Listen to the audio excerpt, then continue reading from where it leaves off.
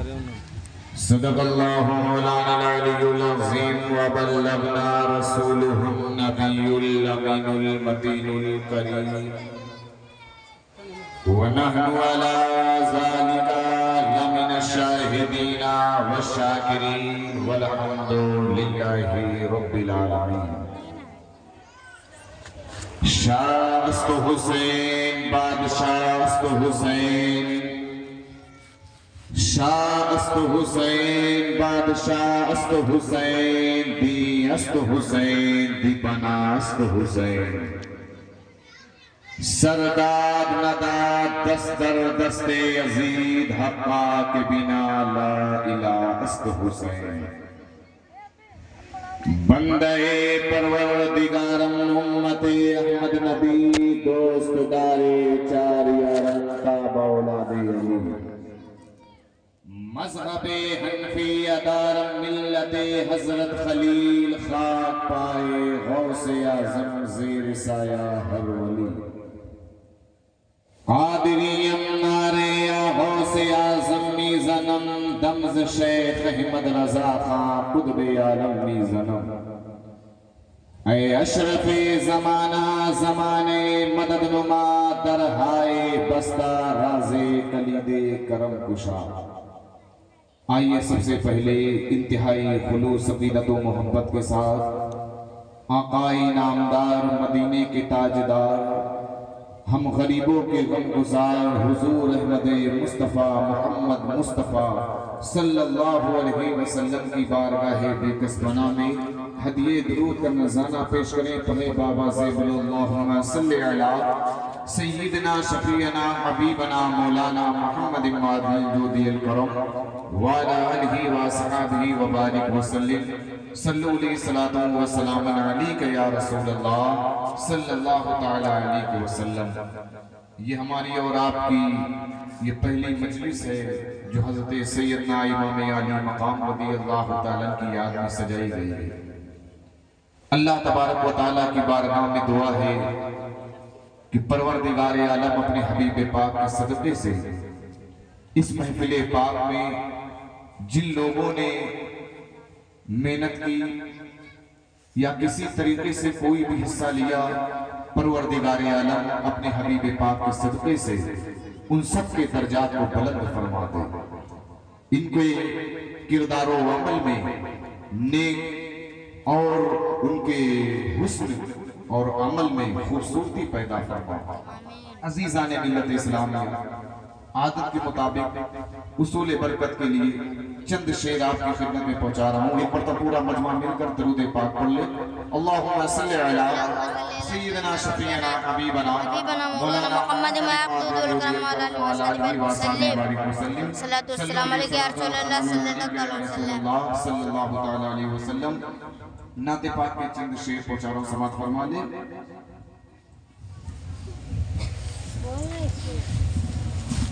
دل میں کسی کو اور بسایا نہ جائے گا، دل میں کسی کو اور بسایا نہ جائے گا۔ ایک مرتبہ مچل کے سارے لوگ مل کر بول دیں سبحان اللہ۔ دل میں کسی کو اور بسایا نہ جائے گا، دل میں کسی کو اور بسایا نہ جائے گا، ذکر رسول پاک بھلایا نہ جائے گا، ذکر رسول پاک بھلایا نہ جائے گا، دل میں کسی کو اور بسایا نہ جائے گا۔ اور ایک بڑا پیارا شعر، آپ کی خدمت پہنچانا سماعت فرما لیں. ایک مرتبہ پورا مجمع مل کر بول دے سبحان اللہ. وہ خود ہی جان لیں گے جتایا نہ جائے گا. ہمیں کیا دقت، کیا پریشانی، ہمیں کیا مصیبت لاحق ہے، یہ ہمیں حضور کی بارگاہ میں عرض کرنے کی ضرورت نہیں. اللہ تعالیٰ نے انہیں وہ مقام اور رتبہ دیا کہ ہمارے عرض کرنے سے قبل وہ جان لیتے ہیں. یہ حضور کا مقام، یہ حضور کا رتبہ. اب آپ شعر سماعت فرمائیں. وہ خود ہی جان لیں گے جتایا نہ جائے گا.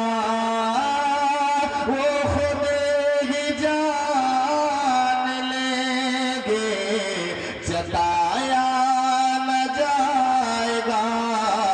ہم سے تو اپنا حال سنایا نہ جائے گا. ہم سے تو اپنا حال سنایا نہ جائے گا. ذکر رسول پاک بھلایا نہ جائے گا. اور ایک بہت پیارا شعر اور آپ کی خدمت میں پہنچا رہا ہوں، سماعت فرما لیں. ہم اور آپ حضور صلی اللہ علیہ وسلم سے بے پناہ عشق و محبت کرتے ہیں، تو اس محبت کا ہمیں فائدہ کیا ملے گا؟ تو شاعر نے اس فائدے کو اپنے شعر میں عرض کیا. ہم کو جزا ملے گی محمد سے عشق کی. شاعر کہتے ہیں ہم کو جزا ملے گی محمد سے عشق کی. ہم کو جزا ملے گی محمد سے عشق کی. دوزخ کے آس پاس بھی لایا نہ جائے گا. دوزخ کے آس پاس بھی لایا نہ جائے گا. دل میں کسی کو اور بسایا نہ جائے گا. حضور سے عشق کی بات آئی ہے، جہاں عشق کا ذکر ہوگا وہاں حضرت بلال کا ذکر ہوگا. یہ حضرت بلال حبشی رضی اللہ تعالیٰ کی ایسی عظیم ذات، آپ کا ایسا عظیم مقام کہ آپ کے مقدر پہ قربان جائیں کہ آپ کو سیدنا صدیق اکبر نے خرید کر حضور کی بارگاہ میں لا کر آزاد کیا. آپ حضور سے بے پناہ عشق فرماتے تھے. اب آپ حضرت بلال کا واقعہ ذہن میں رکھیں اور اس شعر کو آپ سماعت فرمائیں. کہتے تھے بلال تشدد پہ کفر کے. حضرت بلال پر جب ظلم و ستم ڈھاتا تھا امیہ بن خلف، تو حضرت بلال کیا کہتے تھے؟ کہتے تھے بلال تشدد پہ کفر کے.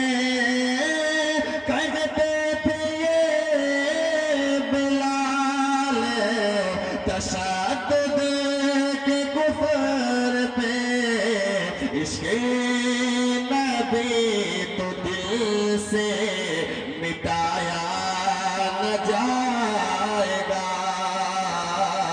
عشق نبی تو دل سے مٹایا نہ جائے گا. نعرہ تکبیر، نعرہ رسالت، جشن شہید اعظم، جشن شہید اعظم، نعرہ تکبیر. سبحان اللہ.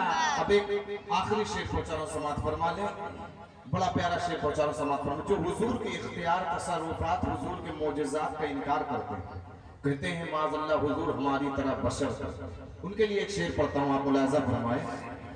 بے شک حضور شافع محشر منکروں، بے شک حضور شافع محشر منکروں، بے شک حضور شافع محشر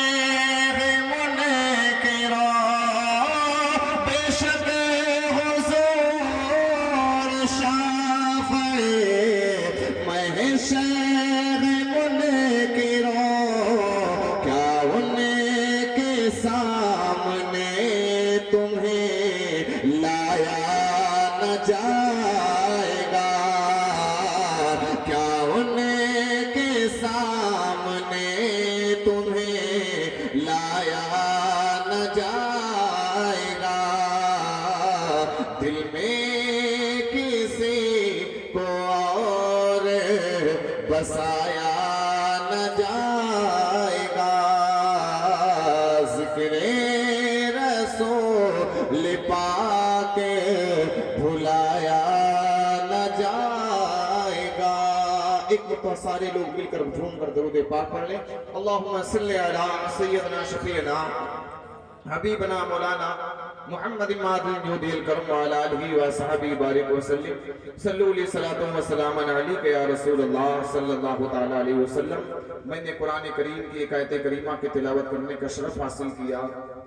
اللہ تبارک و تعالی اس آیت کریمہ میں ارشاد فرماتا ہے محمد رسول اللہ والذین معہ اشداء علی الکفار رحماء بینہم تراہم رکعا سجدا یبتغون فضلا من اللہ ورضوانا. محمد اللہ کے رسول ہیں، ان کے ساتھ والے کافروں پر سخت ہیں، آپس میں نرم دل، تو انہیں دیکھے گا رکوع کرتے سجدے میں گرتے اللہ کا فضل و رضا چاہتے ہیں. عزیزان ملت اسلامیہ، اس وقت کی تھوڑی دیر کی تقریر میں میں آپ کے سامنے حضور صلی اللہ علیہ وسلم سے عشق اور محبت کے تعلق سے چند باتیں پیش کرنے کی کوشش کروں گا کہ ہم اور آپ جو حضور سے بے پناہ محبت کرتے ہیں، عقیدت رکھتے ہیں، تو اس محبت و عقیدت کا ہمیں فائدہ کیا ملے گا؟ اس محبت و عقیدت کا ہمیں فائدہ کیا ملے گا؟ سب سے پہلے ایک حدیث پاک آپ کے سامنے پیش کرتا ہوں. بڑی مشہور و معروف حدیث پاک ہے، آپ نے اکثر علماء کرام سے سنی ہے اور کتابوں میں پڑھی ہوگی کہ حضرت انس بن مالک رضی اللہ تعالیٰ روایت کرتے ہیں کہ ایک شخص حضور کی بارگاہ میں حاضر ہوئے. عرض کیا یا رسول اللہ صلی اللہ علیہ وسلم قیامت کب قائم ہوگی؟ حضور صلی اللہ علیہ وسلم نماز کے لیے اٹھ کر تشریف لے گئے. جب آپ نماز سے فارغ ہوئے تو آپ نے ارشاد فرمایا کہ قیامت کے بارے میں سوال کرنے والا شخص کہاں ہے؟ اس شخص نے عرض کیا یا رسول اللہ صلی اللہ علیہ وسلم میں حاضر خدمت ہوں. حضور نے اس سے فرمایا کہ تم قیامت کے بارے میں سوال کر رہے ہو. قیامت کا وہ ہولناک منظر ہوگا، نفسی نفسی کا عالم ہوگا، کوئی کسی کا پرسان حال نہ ہوگا، باپ بیٹے سے بھاگے گا، بیٹا باپ سے بھاگے گا، کسی کا کوئی پرسان حال نہ ہوگا. ایسے ماحول میں تم نے اپنے لیے کیا تیاری کر رکھی ہے؟ انہوں نے عرض کیا یا رسول اللہ صلی اللہ علیہ وسلم نماز روزوں کا تو میرے پاس کوئی بڑا ذخیرہ تو نہیں ہے، البتہ میں اللہ اور اس کے رسول سے دلی محبت کرتا ہوں. جب حضور نے یہ سنا تو آپ نے ارشاد فرمایا ہر شخص اپنے محبوب کے ساتھ ہوگا، تو بھی روزے قیامت اسی کے ساتھ ہوگا جس سے تجھے محبت ہے. صحابی رسول نے بارگاہ رسالت مآب میں عرض کیا یا رسول اللہ صلی اللہ علیہ وسلم نہ مجھے اپنی نمازوں پر ناز ہے، نہ مجھے اپنے روزوں پر ناز ہے، نہ ہی اپنے صدقات و خیرات کو سامان آخرت سمجھتا ہوں. مجھے تو فقط ایک ہی سہارا ہے، وہ یہ کہ اللہ اور اس کے رسول کی محبت میرے سینے میں جلوہ گر ہے. تو حضور صلی اللہ علیہ وسلم نے فرمایا کہ جس شخص کا جس سے پیار ہوگا وہ روزے قیامت اسی کے ساتھ اٹھے گا. چونکہ تجھے مجھ سے محبت ہے اس لیے تو قیامت قیامت کے دن میرے ساتھ ہوگا۔ عزیزان ملت اسلامیہ، آپ اندازہ لگائیں یہ حدیث کیا بتا رہی ہے کہ ہم محبت رسول میں یہاں جمع ہیں، امام حسین کے ذکر میں یہاں جمع ہیں۔ ہمارے دل میں جس کی بھی محبت ہوگی اس حدیث پاک کی روشنی میں ہم کو ان کا قرب نصیب ہوگا قیامت کے دن۔ عزیزان ملت اسلامیہ، اب ایک اور روایت کا میں آپ کے سامنے ذکر کرتا ہوں۔ محبت رسول کی بات چل رہی ہے۔ محبت رسول بڑی عظیم شے ہے، جسے مل جائے اللہ تعالیٰ جسے نواز دے، یہ بڑے کرم کے ہیں فیصلے، یہ بڑے نصیب کی بات ہے۔ حضرت فاروق اعظم رضی اللہ تعالیٰ نے ایک مرتبہ حضور کی بارگاہ میں حاضر ہوئے، عرض کیا اے پیارے مصطفیٰ صلی اللہ علیہ وسلم، میرے دونوں پہلوؤں کے درمیان جو جان پوشیدہ ہے اس کے علاوہ آپ مجھے سب سے زیادہ پیارے ہیں۔ یہ سن کر حضور صلی اللہ علیہ وسلم نے ارشاد فرمایا، تم میں سے کوئی شخص اس وقت تک مومن نہیں ہو سکتا جب تک کہ میں اس کو اپنی جان سے بھی زیادہ محبوب نہ ہو جاؤں۔ جب حضرت فاروق اعظم نے یہ ارشاد سنا تو بڑے ادب سے عرض کیا، تو قسم ہے اس ذات کی جس نے آپ کو حق و صداقت کے ساتھ کتاب ہدایت دے کر محفوظ فرمایا، آپ مجھے میری اپنی جان سے بھی زیادہ محبوب ہیں۔ حضور نے جب یہ سنا تو آپ نے ارشاد فرمایا، اے عمر اب تمہارا ایمان مکمل ہوا۔ پتہ کیا چل گیا؟ محبت رسول یہ اصل ایمان ہے۔ محمد کی محبت دین حق کی شرط اول ہے، اسی میں ہو اگر خامی تو سب کچھ نامکمل ہے۔ اسی طرح ایک اور حدیث پاک میں تذکرہ ملتا ہے، حضرت ابو ہریرہ رضی اللہ تعالیٰ روایت کرتے ہیں کہ اللہ کے پیارے حبیب صلی اللہ علیہ وسلم نے ارشاد فرمایا کہ جو شخص تم میں سے کوئی شخص اس وقت تک مومن نہ ہوگا جب تک کہ میں اس کو اس کے ماں باپ، اولاد اور دوسرے تمام لوگوں سے زیادہ محبوب نہ ہو جاؤں۔ تو اس حدیث پاک سے بھی پتہ چلا، اس حدیث پاک سے بھی واضح ہوا کہ کوئی شخص جب تک حضور صلی اللہ علیہ وسلم کی ذات گرامی سے دنیا اور دنیا میں جو کچھ موجود ہے ہر محبوب شے کی محبت سے بڑھ کر حضور صلی اللہ علیہ وسلم سے محبت نہ کرے گا اور دوسری محبتوں پر حضور صلی اللہ علیہ وسلم کی محبت کو فوقیت نہ دے گا تو اعمال صالحہ کے ڈھیروں کے ڈھیر بھی لگا لے تو وہ اعمال صالحہ اسے مومن نہیں بنا سکتے، اس لیے کہ مومن وہ بنتا ہے جس کے دل میں عشق رسول ہو، یعنی اس کے رسول جس کے دل میں اس کے رسول ہوتا ہے وہی مومن ہوتا ہے۔ لہٰذا اس میں کوئی شک نہیں۔ کسی شاعر نے کیا خوب کہا ہے، محمد کی محبت دین حق کی شرط اول ہے، اسی میں ہو اگر خامی تو سب کچھ نامکمل ہے۔ آپ اندازہ لگائیں یہ حضور سے عشق کا معاملہ ہے، اگر حضور سے سچی محبت ہے تو آپ نے ایمان کی حلاوت کو پا لیا، ایمان کی مٹھاس کو پا لیا۔ اگر دل عشق رسول سے خالی ہے تو ہماری نمازیں، ہمارے روزے، ہمارے حج، ہمارے زکوٰۃ یہ ہمارے کام نہ آئیں گے، اس لیے کہ ہم اعمال صالحہ کا ڈھیروں کے ڈھیر بھی لگا لیں تو وہ ہمیں مومن نہیں بنا سکتے۔ ہمیں مومن ایک ایسی چیز جو بناتی ہے وہ حضور سے عشق ہے، حضور سے محبت ہے۔ اب محبت رسول کی بات آئی ہے تو میں ایک روایت آپ کے سامنے پیش کرتا ہوں، اس سے آپ اندازہ لگائیے کہ حضور سے محبت اور حضور سے عشق صحابہ اکرام نے کیسے کیا، صحابہ اکرام نے حضور سے اپنے عشق کا اظہار کیسے کیا۔ حضرت انس بن مالک رضی اللہ تعالیٰ روایت کرتے ہیں کہ حضور صلی اللہ علیہ وسلم کے زمانے میں ایک یہودی عالم تھا، اس کا ایک بیٹا جو حسن و جمال میں یکتا تھا، جو کمال سیرت سے مزین تھا، جو بڑا خلیل تھا، اتفاقاً اپنے حسن والد کے خزانے میں اس نے اپنے والد کے خزانے میں اتفاقاً تو بڑا غصہ ہوا، کمرے سے باہر نکلا، باپ نے بڑی وجہ پوچھی تو کہنے لگا کہ ایک عرصہ ہو گیا ہے آپ نے کوئی چیز مجھ سے کوشش نہیں کی مگر یہ دنیا میں شفقت ہے، حالانکہ میرے ساتھ آپ کی شفقت و محبت بہت زیادہ ہے۔ باپ نے بتایا بیٹے اس میں جواہرات ہیں نہ خزانے، اس میں جب دورات ہیں، جب تم علماء کی مجلس میں بیٹھ آواز ہو جاؤ گے، ہر بات سمجھنے لگو گے تو اس کا بھی مطالعہ کر لینا، کیونکہ ابھی ناپختہ ذہن ہو، اس لیے دنیا کا راز دیدہ اور دانستہ پوشیدہ رکھا گیا ہے۔ ایک دن جلبی بادہ نوشی میں مشغول تھا، خدا اپنا موقع غنیمت جانتے ہوئے والد کے خزانے میں گئے، والد کے خزانے میں گیا اور اس ڈبیے کے کھولنے میں مشغول ہو گیا جس کے لیے رازداری سے کام لیا جا رہا تھا۔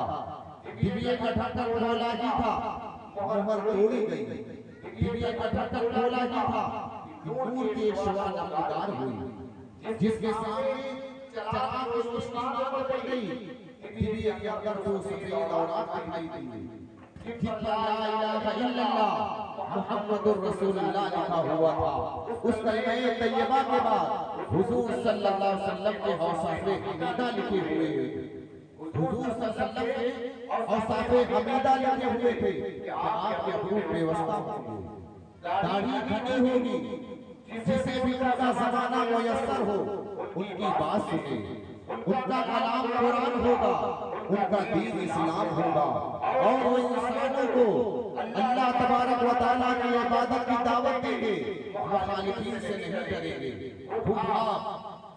جیسے ہی اس کاغذ پر اس کی نظر پڑی، جب اس نے اس کو دیکھا تو اس کاغذ کو جب اس نے دیکھا تو حضور کی محبت اس کے دل میں اتر گئی، اس کاغذ کو آنکھوں پر لا چوما اور کہنے لگا یا محمد صلی اللہ علیہ وسلم کاش مجھے معلوم نہیں تھا کہ آپ کی ہے نوری، آسمانوں پر رہتے ہیں یا زمین پر، دریاؤں میں رہتے ہیں یا جنگلوں میں۔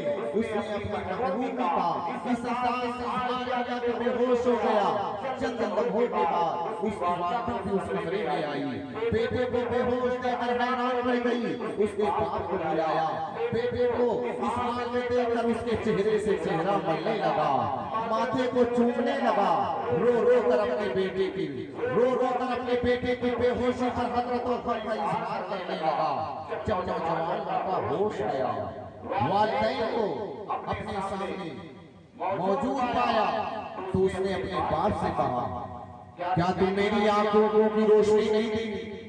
کیا تم میری آنکھوں کی روشنی نہیں دیکھتے؟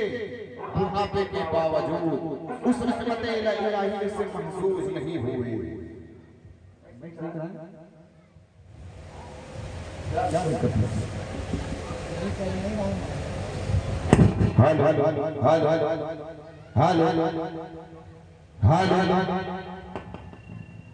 درود پاک پڑھیں اللہم صلی علی سیدنا شفیعنا حبیبنا مولانا محمد ماد من جود الکرم وعلی آلہ وصحبہ بارک وسلم صلو علیہ صلاۃ و سلام علیک یا رسول اللہ صلی اللہ علیہ وسلم۔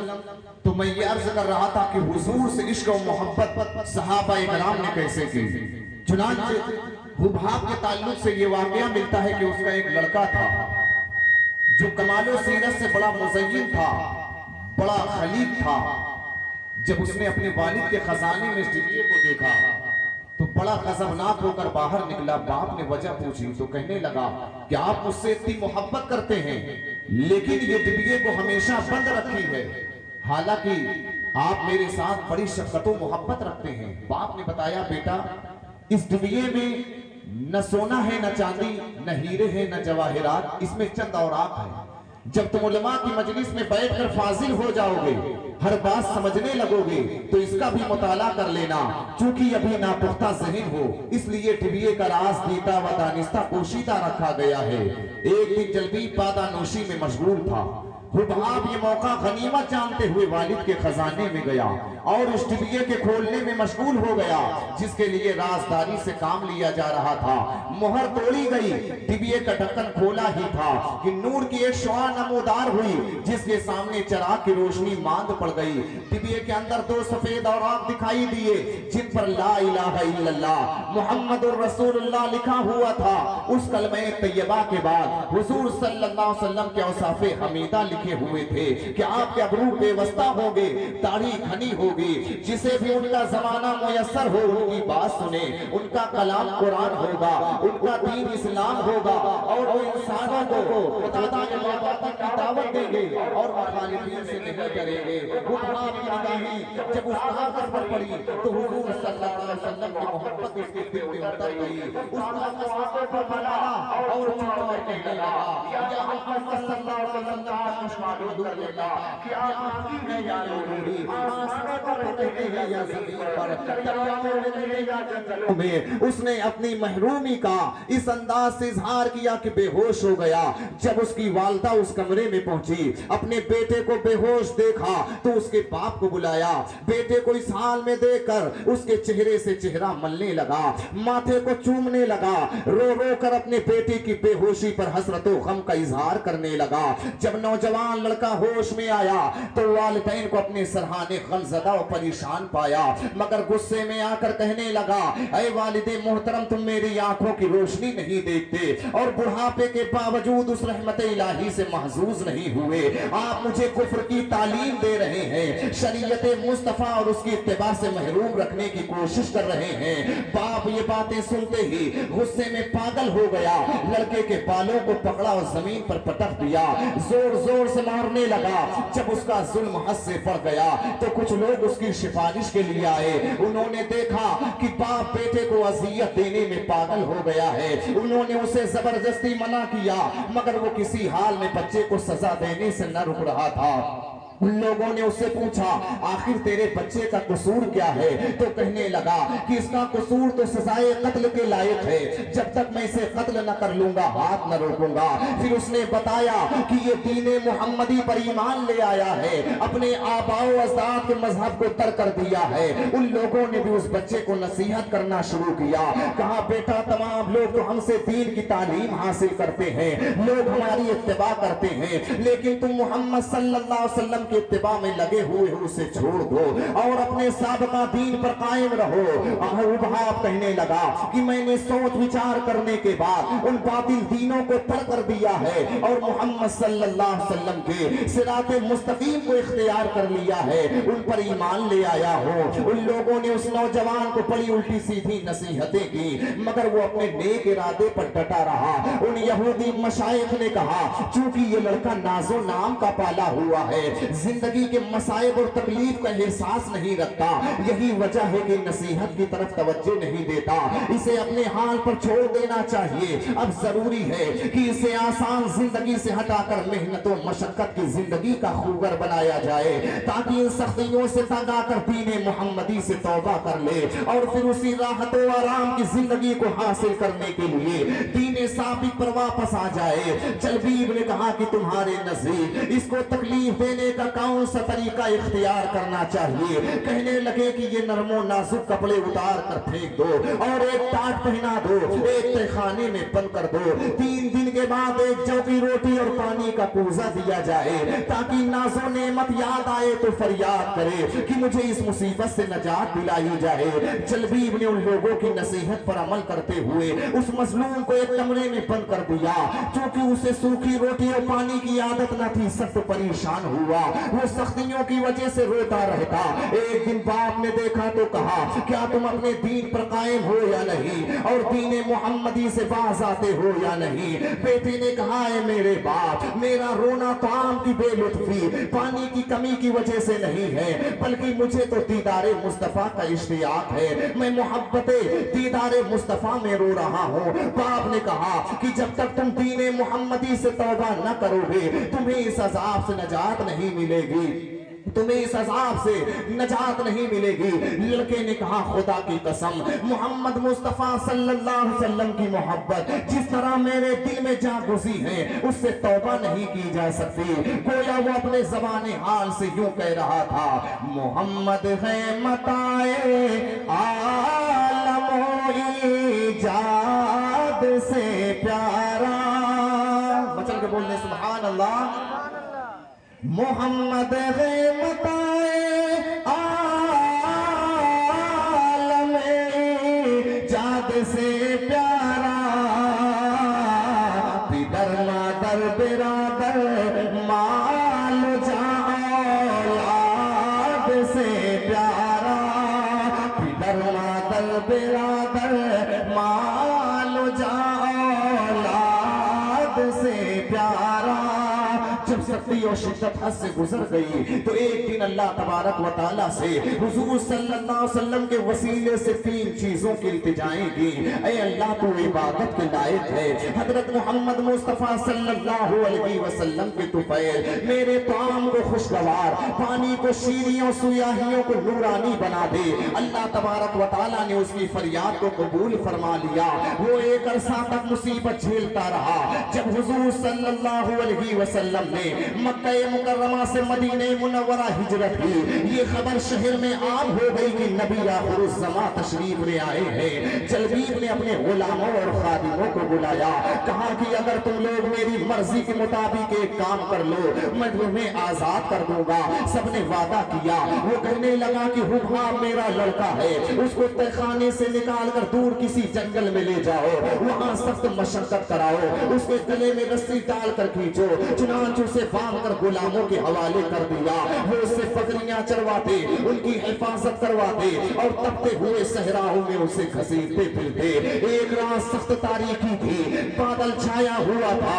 نوجوان کے دل میں اشتیاق دیدار محمدی موجزن ہوا. اس کا سینہ عاشق عشق حضور کے دیدار سے منور ہو گیا.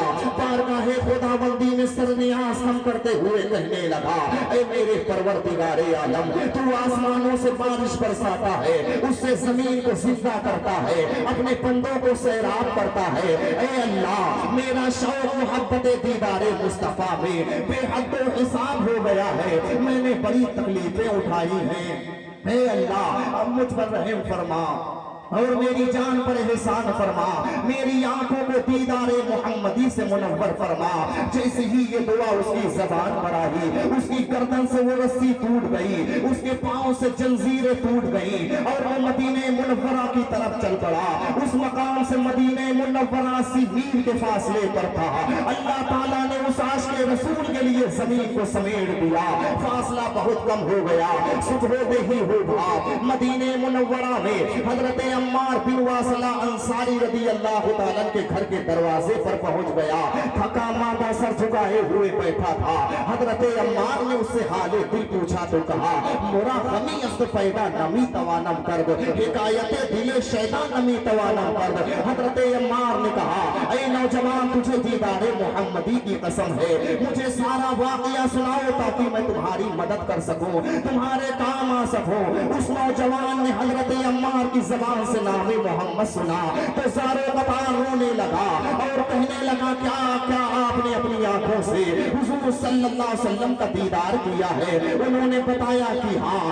اٹھا اور حضرت عمار کے چہرے سے اپنا چہرہ ملنے لگا، ان کی آنکھوں کو چومنے لگا جنہوں نے دیدار رسول کیا ہوا تھا. کہنے لگا، ان آنکھوں پر میری جان قربان ہو جنہوں نے حضور صلی اللہ علیہ وسلم کی زیارت کی ہے. میرا سریر قدموں پر نثار جو راہ مصطفیٰ پر چلے ہیں. حضرت عمار کو اس نوجوان سے عشق رسول جھلکتا دکھائی دیا تو اس کے سر پر دست شفقت رکھا اور اسے بہت پیار کیا اور اس کی گردن میں باہیں ڈال کر بڑا پیار کیا. بھاپ کو حضور کی بارگاہ میں پہنچا دیا.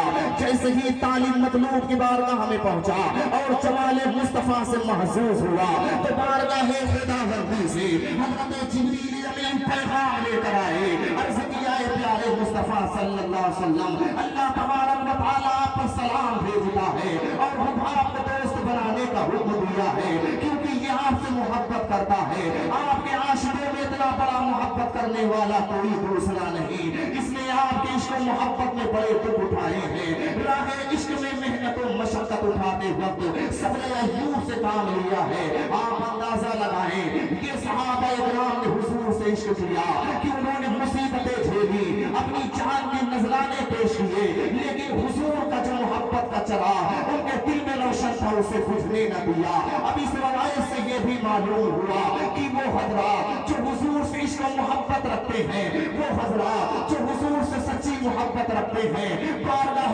خداوندی میں ان کا کتنا بڑا مقام ہے، بارگاہ خداوندی میں ان کا کتنا اونچا مرتبہ ہے کہ حضرت جبریل امین پیغام لے کر آئے. اے پیارے مصطفیٰ، اللہ تعالیٰ آپ پر سلام بھیجتا ہے، آپ کو دوست بنانے کا حکم دیا ہے. آپ اندازہ لگائیں، یہ حضور سے عشق محبت کی شان ہے.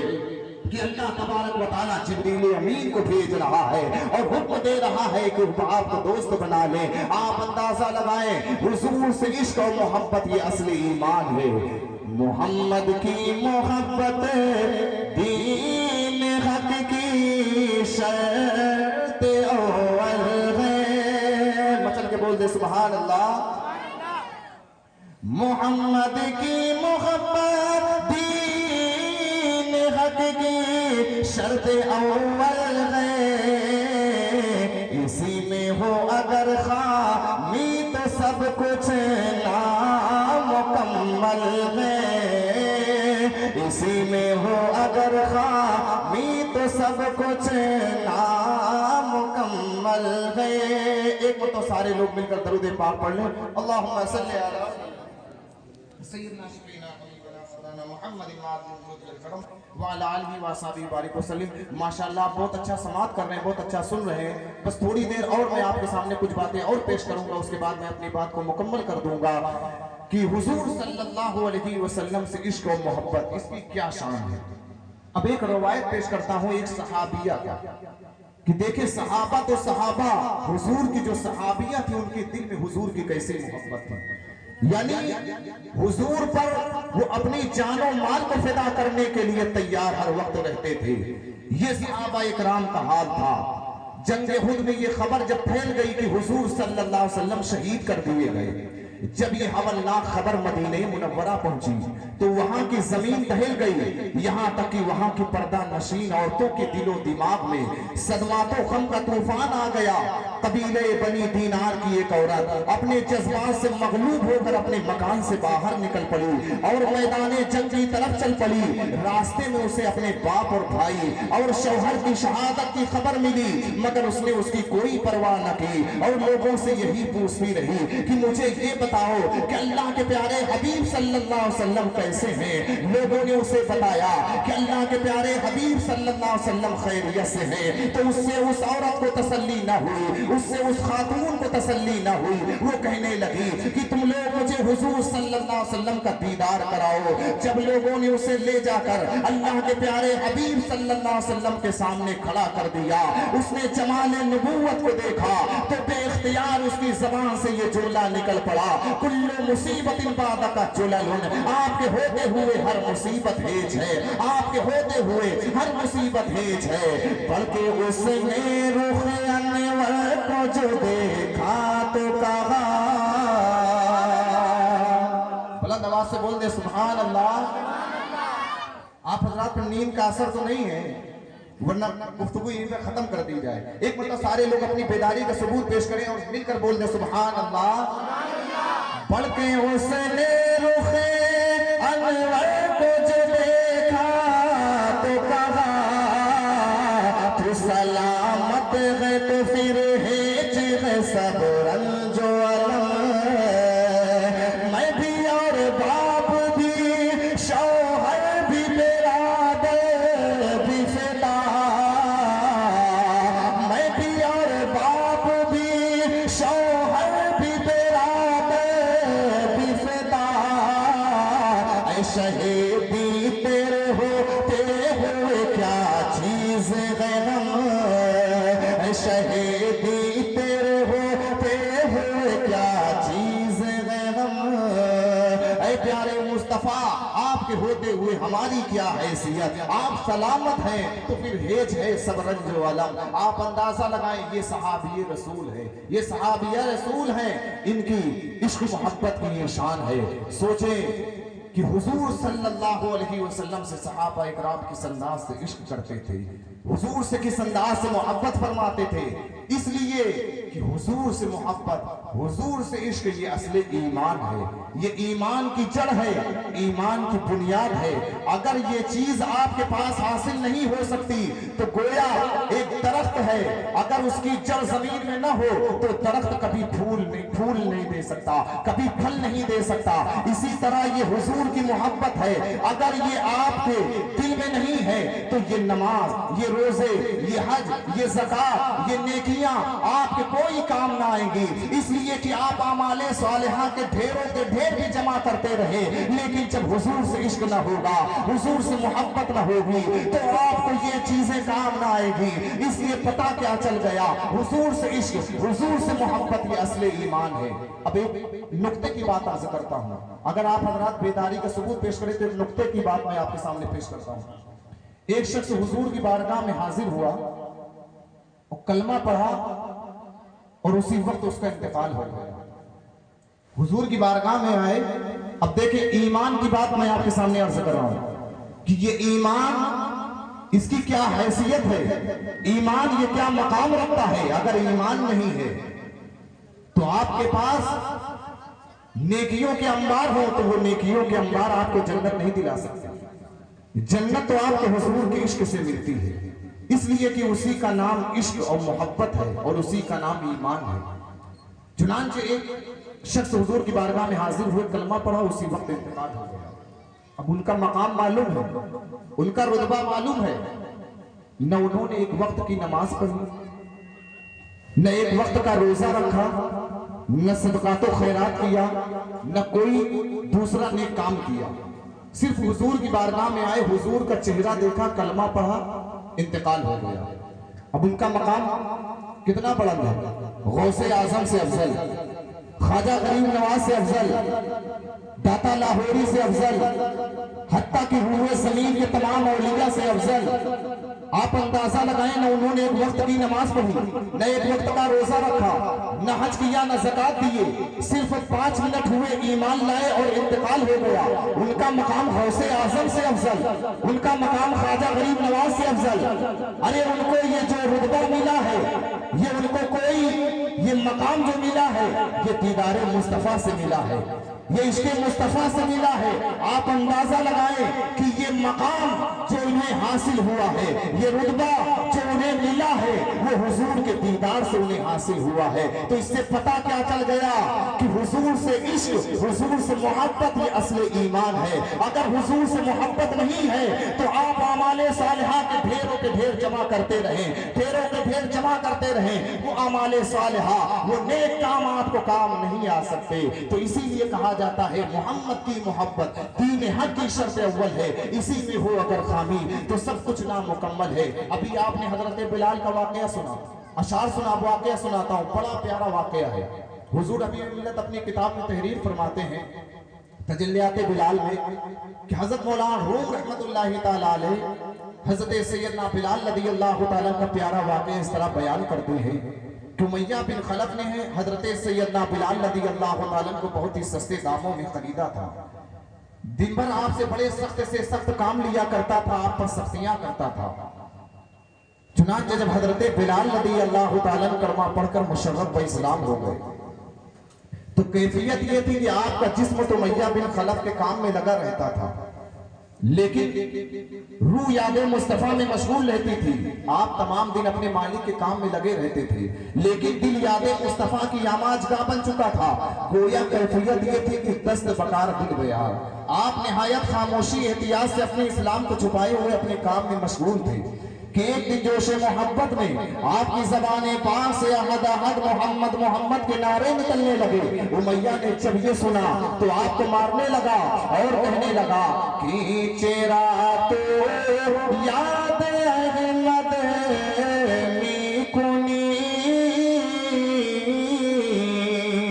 بندہ بد منکر دین منی، اے میرے غلام تو میرے دین کا منکر ہو گیا اور محمد صلی اللہ علیہ وسلم کو یاد کر رہا ہے۔ پھر امیہ کا یہ معمول بن گیا کہ منی زدندر آفتاب شے او بخار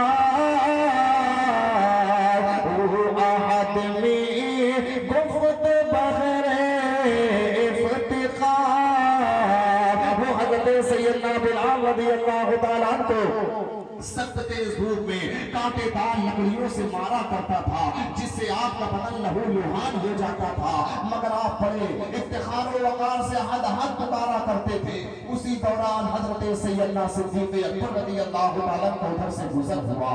جب آپ نے حضرت بلال کی یہ کیفیت دیکھی تو آپ بڑے فکر مند ہوئے۔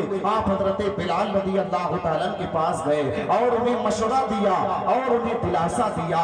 حضرت سیدنا بلال رضی اللہ تعالیٰ نے بڑے اطمینان بخش لہجے میں کہا، اے ابو بکر صدیق، امیہ کی یہ سختیاں تو اپنی جگہ پر، اگر یہ مجھے شہید بھی کر دے تو انشاءاللہ تعالیٰ میرے بدن کا ایک ایک بال میرے محبوب آقا جناب محمد رسول اللہ صلی اللہ علیہ وسلم کا نام پکارے گا۔ گویا حضرت بلال اپنے انداز میں عرض کر رہے تھے، بولے بلال حبشی امیہ، مچل کے بول دے سبحان اللہ، بولے بلال حبشی امیہ ابن خلف سے سن ظالم، ارے جان میں دوں گا ایمان نہ دوں گا، ارے جان میں دوں گا ایمان نہ دوں گا، الفت ہی کچھ ایسی ہے جان میں دوں گا ایمان نہ دوں گا۔ چنانچہ حضرت سیدنا صدیق اکبر رضی اللہ تعالیٰ حضرت بلال رضی اللہ تعالیٰ کے پاس سے رخصت ہو کر اللہ کے پیارے حبیب صلی اللہ علیہ وسلم کی بارگاہ میں حاضر ہوئے۔ عرض کیا ہے پیارے مصطفیٰ صلی اللہ علیہ وسلم، میں چاہتا ہوں کہ بلال کو خرید لوں، امیہ جتنی بھی قیمت طلب کرے گا میں ادا کروں گا۔ حضور صلی اللہ علیہ وسلم بہت خوش ہوئے اور ارشاد فرمایا، اے ابو بکر جاؤ اور بلال کو خرید لاؤ، مگر شرط یہ ہے کہ آدھی رقم میں ادا کروں گا اور آدھی رقم تم ادا کرنا۔ چنانچہ حضرت سیدنا صدیق اکبر رضی اللہ تعالیٰ امیہ کے مکان پر آئے اور حضرت بلال رضی اللہ تعالیٰ کی خریداری کے متعلق بات چیت شروع ہو گئی۔ آپ نے فرمایا، اے امیہ میں چاہتا ہوں کہ بلال کو تجھ سے خرید لوں، میرا ایک یہودی غلام ہے جو بہت خوبصورت ہے، میں تجھے دے دوں اور اس کے بدلے بلال کو تو میرے سپرد کر دے۔ اس نے جب یہ دیکھا کہ حضرت ابو بکر صدیق رضی اللہ تعالیٰ حضرت بلال رضی اللہ تعالیٰ کی خریداری میں بڑی دلچسپی لے رہے ہیں تو لالچ میں آ گیا اور کہنے لگا کہ ابو بکر مجھے اس خوبصورت یہودی غلام کے ساتھ کچھ نقد رقم بھی دو۔ حضرت ابو بکر صدیق رضی اللہ تعالیٰ نے امیہ کی بات منظور کرتے ہوئے اپنا یہودی غلام اور کچھ نقد رقم امیہ کو دے کر حضرت بلال رضی اللہ تعالیٰ کو خریدا، انہیں لا کر حضور صلی اللہ علیہ وسلم کی بارگاہ میں حاضر کر دیا۔ حضرت مولانا روم رحمت اللہ تعالیٰ علیہ آگے اس طرح بیان فرماتے ہیں، چون پدیدہ روح خستہ مصطفیٰ گفت تبتم فدخلوها بابہا، جب حضور صلی اللہ علیہ وسلم نے حضرت بلال کو دیکھا تو بڑی محبت سے فرمایا، بلال مبارک ہو آؤ جنت میں داخل ہو جاؤ، چون بلالی راشمید از مصطفیٰ خر مخشیا فتادو برطفا، جب حضرت بلال نے یہ سنا تو بے ہوش ہو کر گر پڑے اور کافی دیر تک بے ہوش رہے، تاب دیر بے خود و بے ہوش مان، چون بہوش آمد سے شادی اشکران، بہت دیر تک بے ہوش رہنے کے بعد جب ہوش میں آئے تو آپ کی آنکھوں سے خوشی کے آنسو جاری تھے۔ مصطفیٰ اشتر کنارے خود کشیر کشت تانت ببخششورا رسید، حضور صلی اللہ علیہ وسلم نے حضرت بلال کو اپنی آغوش میں لے لیا۔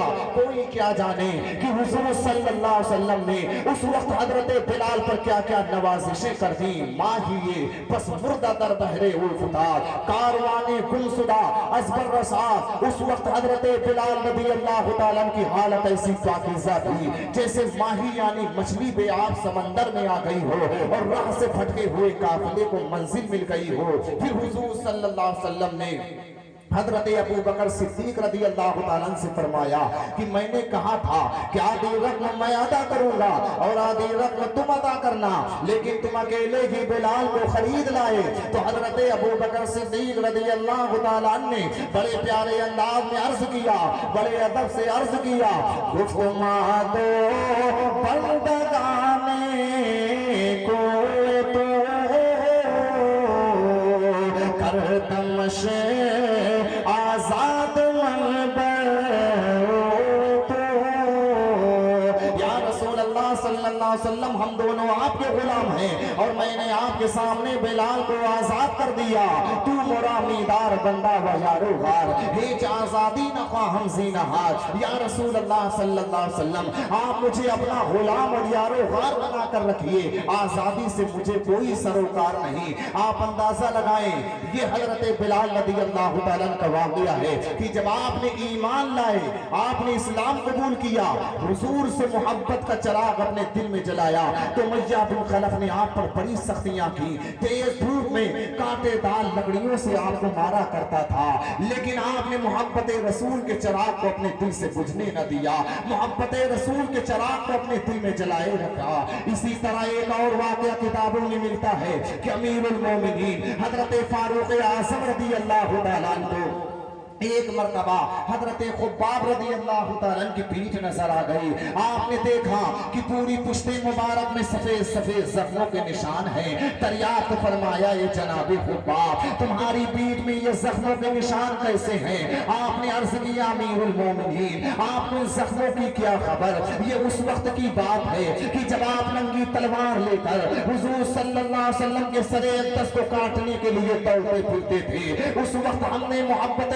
رسول کا چراغ اپنے دل میں جلایا اور مسلمان ہوئے، تو اس وقت کفار مکہ نے مجھ کو آگ کے تہتے ہوئے شعلوں پر پیٹھ کے بل لٹا دیا، میری پیٹھ سے اتنی چربی پگھلی کی کوئلے بجھ گئے اور میں گھنٹوں پہ ہوش رہا، مگر رب کعبہ کی قسم جب مجھے ہوش آیا تو سب سے پہلے میری زبان سے لا الہ الا اللہ محمد رسول اللہ نکلا۔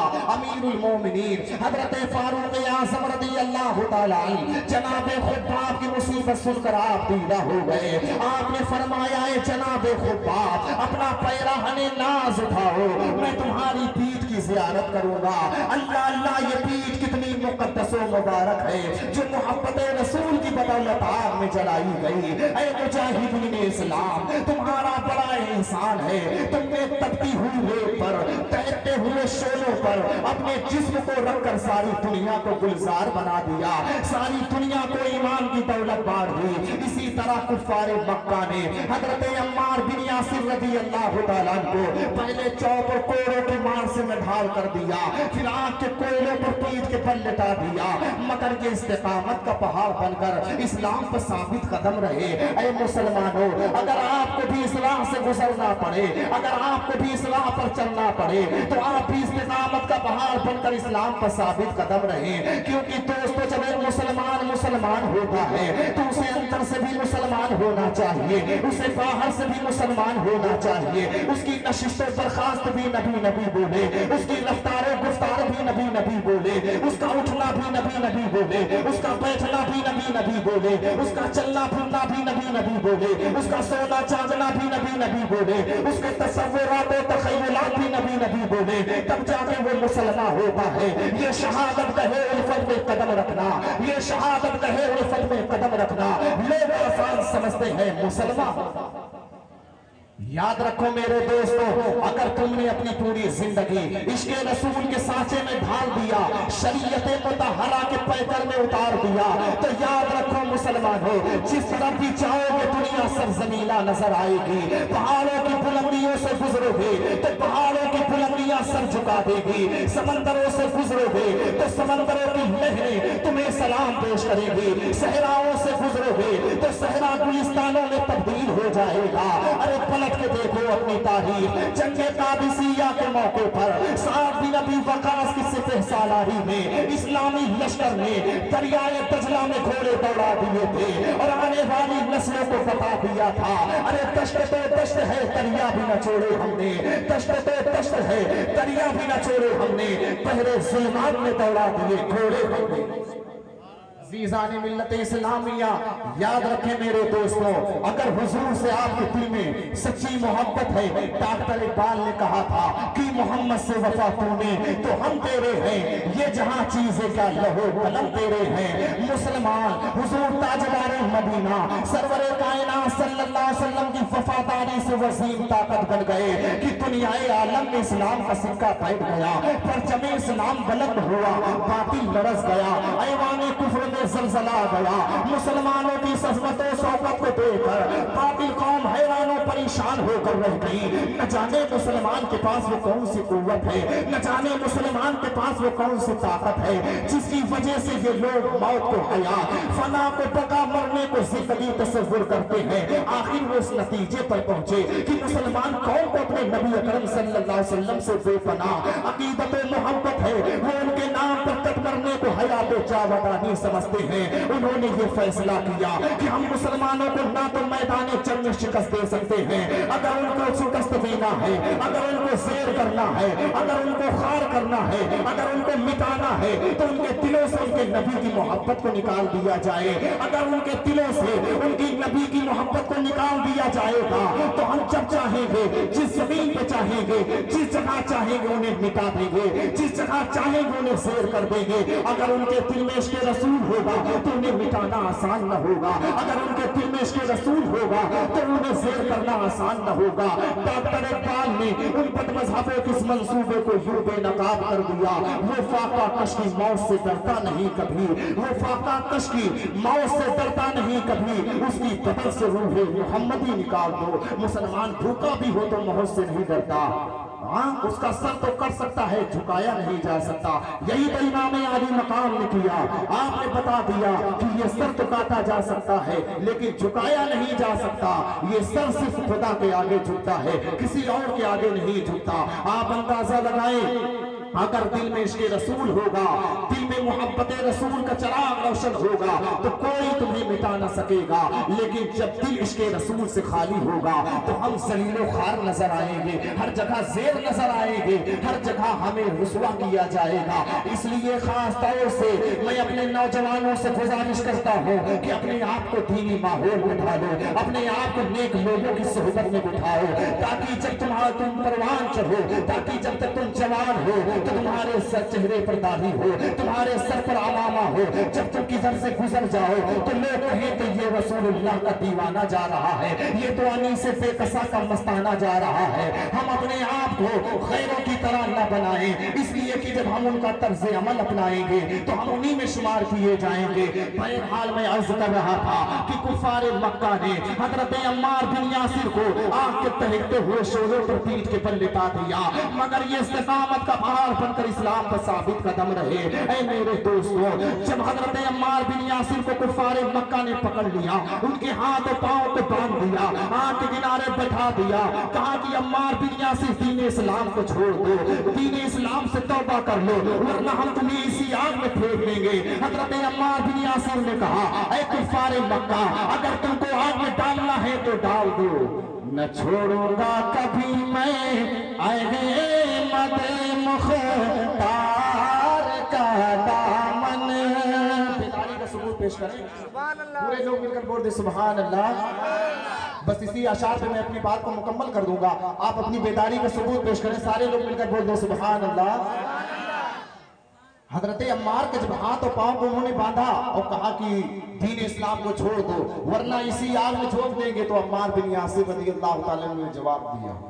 آپ نے کیا کہا, نہ چھوڑوں گا کبھی میں احمد مختار کا دامن, کہ دو جگ کا سہارا ہے خیال یار کا دامن. یہ کہہ کر عرش کی جانب نظر کی اور دعا مانگی, خدا سے جذبہ ہو بے نبی کی انتہا مانگی. تو اچانک وہاں پر حضور صلی اللہ علیہ وسلم کا گسر ہوا. آپ نے حضرت عمار بن یاسر کے سر پر ہاتھ رکھا اور فرمایا, اے آپ تو عمار پر اس طرح ٹھنڈی اور سلامت والی بن جا جس طرح حضرت ابراہیم پر ٹھنڈی اور سلامت والی بن گئی تھی. چنانچہ وہ آگ گلشن بن گئی اور حضرت عمار بن یاسر بالکل سلامت رہے. کیونکہ دوستوں, آج بھی ہو جو ابراہیم سا ایمان پیدا, آج بھی ہو جو ابراہیم سا ایمان پیدا, آگ کر سکتی ہے اندازے گلستہ پیدا, آگ کر سکتی ہے انداز گلستہ پیدا اللہ تبارک و تعالیٰ قرآن کریم میں ارشاد فرماتا ہے محمد رسول اللہ والذین معه اشداء علی الکفار رحماء بینہم تراہم رکعا سجدا یبتغون فضلا من اللہ ورضوانا. یہ مختصر سی تھوڑی دیر کی جو میری گفتگو تھی میں نے آپ کے سامنے پیش کر دی. اب کل سے انشاءاللہ تعالیٰ معمول کے مطابق 10 روزہ پروگرام روزانہ منعقد ہوگا اور کچھ خلفائے راشدین کی صورت میں آپ کے سامنے پیش کروں گا. پھر اس کے بعد حضرت امام عالی مقام رضی اللہ تعالیٰ عنہ کی حالات اور ان کی زندگی ان کی شہادت کے تعلق سے پھر آگے مزید باتیں عرض کی جائیں گی. بس آج میری گفتگو یہیں تک ہوگی. یہ قصہ لطیف ابھی ناتمام ہے. جو کچھ بیان ہوا آغاز بات تھا.